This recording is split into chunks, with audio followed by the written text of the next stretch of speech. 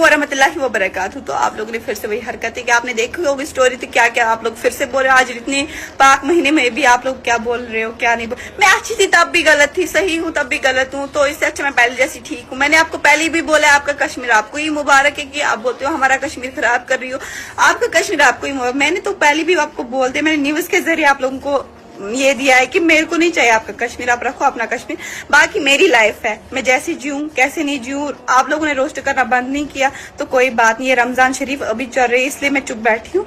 आप को मैंने कार्रवाई तो लगवा दी है, वो मत सोचो आप सुहाना चुप बैठी है। मैं आप लोगों को घर वाले पूरी फैमिली जब उठवा के लाऊंगी ना यहाँ पे, तब लोग आप लोगों को समझ आएगा।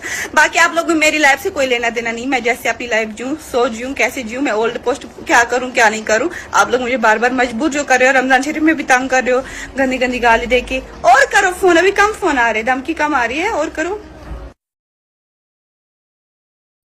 अस्सलाम वालेकुम वरहमतुल्लाहि